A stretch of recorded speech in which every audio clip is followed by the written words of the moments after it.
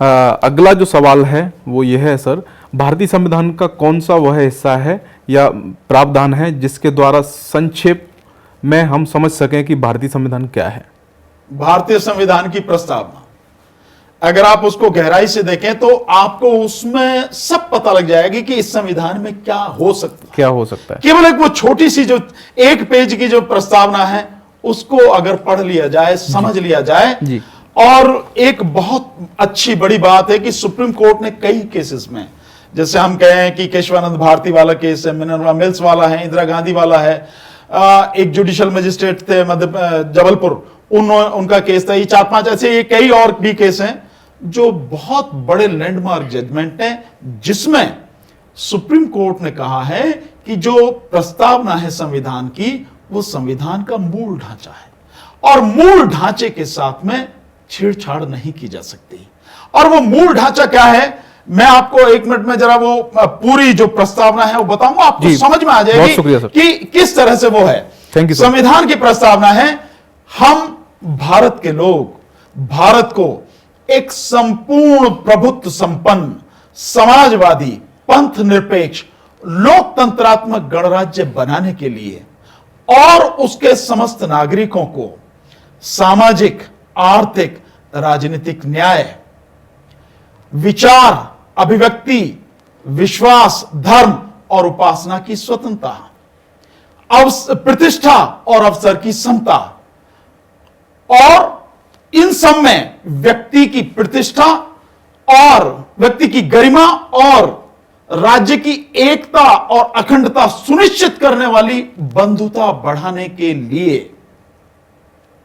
दृढ़ संकल्प होकर अपनी इस संविधान सभा में आज तारीख 26 नवंबर 1949 मिति मार्गशीर्ष शुक्ला सप्तमी संवत 2006 को एतद द्वारा इस संविधान को अंगीकृत, अधिनियमित और आत्मार्पित करते हैं। यह प्रस्तावना है। तो आप देखेंगे कि न्याय कौन सा, सामाजिक, आर्थिक और राजनीतिक न्याय, यह मिलना है। अभिव्यक्ति स्वतंत्रता किस बात की, अभिव्यक्ति की, यानी विचार, अभिव्यक्ति, विश्वास, धर्म और उपासना, इसकी जो है हमें स्वतंत्रता। और समता किस बात की, प्रतिष्ठा और अवसर, यानी नौकरियों में जिसकी आप बात करते हैं ना, वो हमें सारी चीज मिलनी चाहिए।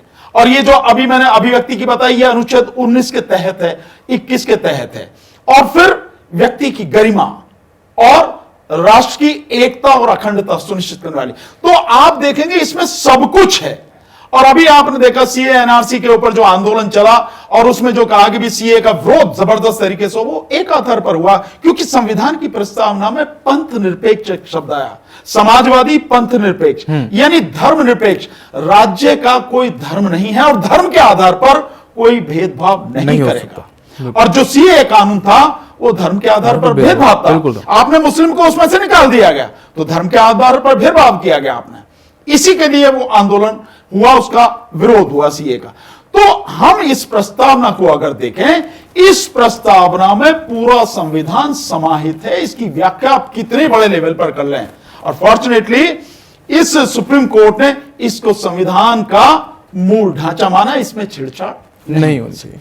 फिर भी ये सब कुछ चल रहा है सरकारों में। देखिए, मैंने बताया ना कि कथनी और करनी में जमीन आसमान का अंतर है। कहा कुछ जाता है, लिखा कुछ जाता है और किया कुछ जाता है। ये सबसे बड़ी दिक्कत है।